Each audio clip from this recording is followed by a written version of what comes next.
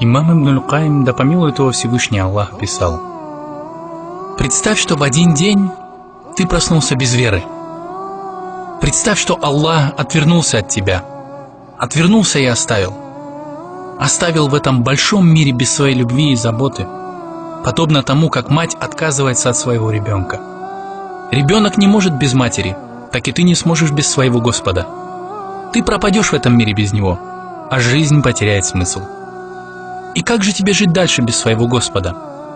Того, кто помогал встать, когда ты спотыкался, того, кто вел тебя по прямому пути, того, кто, несмотря на твою неблагодарность, прощал и продолжал любить, кто давал тебе всегда шанс исправиться, был терпелив к тебе и не спешил с наказанием, посылал испытания, а после облегчал твое положение, даровал тебе свою милость, позволял почувствовать свою любовь и поддержку.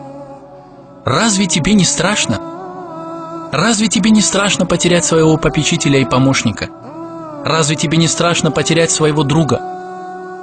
Почему, когда ты влюбляешься в кого-то, то готов ради него сделать все, что угодно, и даже отдать свою жизнь? Готов пойти на все ради одной улыбки своего возлюбленного, ради его довольства и любви, не боясь трудностей? Терпишь, когда возлюбленный испытывает тебя, проверяет, искренни ли твои чувства или нет. Так почему ты не можешь так же относиться к своему возлюбленному Господу? Почему ты не можешь сделать и малую часть из того, что тебе было велено, ради того, чтобы в будущем быть рядом с Ним? Почему ты не можешь ничего сделать для того, чтобы Он смотрел на тебя с милостью? Почему ты не можешь быть благодарным Ему и заслужить Его любовь? Почему, когда Он хочет проверить искренность твоей любви к Нему, подвергая испытаниям, ты готов опустить руки и сдаться, с легкостью готов потерять свою любовь? Ты любишь, а значит, должен идти на любые жертвы ради любимого. Если надо, то и по тонкой нити, под которой пропасть, лишь бы хоть раз узнать, что Он доволен тобой. Быть готовым к любым трудностям, которые будут встречаться на твоем пути, и со смирением принимать их. Аллах не нуждается в тебе, ты нуждаешься в Нем.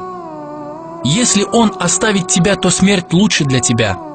Как влюбленный теряет смысл жизни, лишаясь возлюбленного, так и ты потеряешь все без Всевышнего. А твое все – это Он.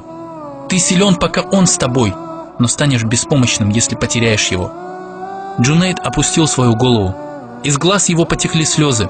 Потом он сказал: «Любовь к Аллаху – это когда раб уходит от своей души и привязывается к поминанию своего Господа, постоянно соблюдает Его права и взирает на Него сердцем. И если говорит он, то при помощи Аллаха. Если ведет речь, то об Аллахе. Если совершает действия, то по приказу Аллаха. Если пребывает в покое, то находится с Аллахом. Он существует, уповая на Аллаха, ради Аллаха и с Аллахом. Это и есть любовь».